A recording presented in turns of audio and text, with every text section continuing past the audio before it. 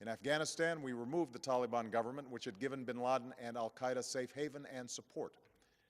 And around the globe, we worked with our friends and allies to capture or kill scores of al-Qaeda terrorists, including several who were a part of the 9/11 plot. Yet, Osama bin Laden avoided capture and escaped across the Afghan border into Pakistan. Meanwhile, al-Qaeda continued to operate from along that border and operate through its affiliates across the world.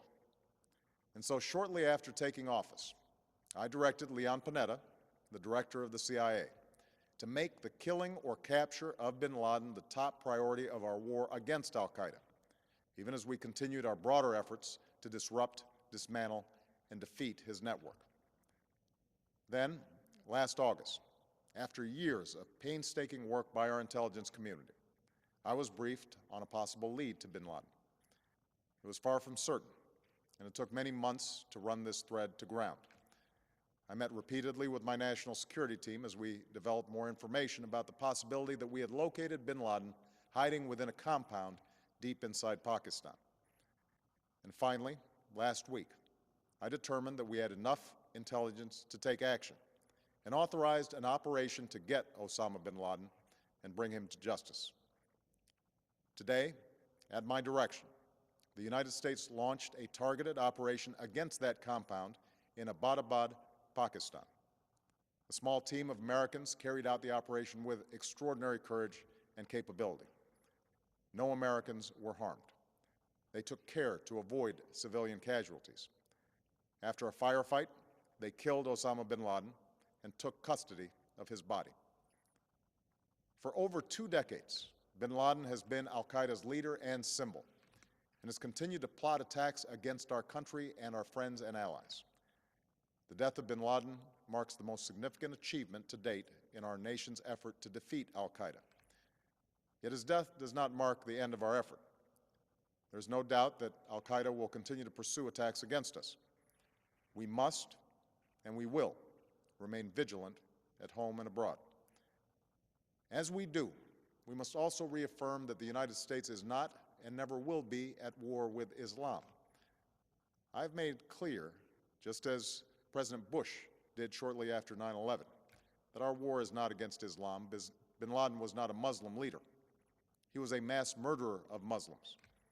Indeed, al-Qaeda has slaughtered scores of Muslims in many countries, including our own. So his demise should be welcomed by all who believe in peace and human dignity. Over the years, I've repeatedly made clear that we would take action within Pakistan if we knew where bin Laden was. That is what we've done. But it's important to note that our counterterrorism cooperation with Pakistan helped lead us to bin Laden and the compound where he was hiding. Indeed, bin Laden had declared war against Pakistan as well and ordered attacks against the Pakistani people. Tonight, I called President Zardari, and my team has also spoken with their Pakistani counterparts. They agree that this is a good and historic day for both of our nations. And going forward, it is essential that Pakistan continue to join us in the fight against al-Qaeda and its affiliates. The American people did not choose this fight. It came to our shores and started with the senseless slaughter of our citizens. After nearly 10 years of service, struggle, and sacrifice, we know well the costs of war. These efforts weigh on me every time I, as Commander-in-Chief, have to sign a letter to a family that has lost a loved one, or look into the eyes of a service member who's been gravely wounded. So Americans understand the costs of war.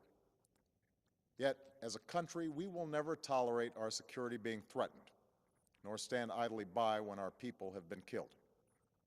We will be relentless in defense of our citizens and our friends and allies. We will be true to the values that make us who we are.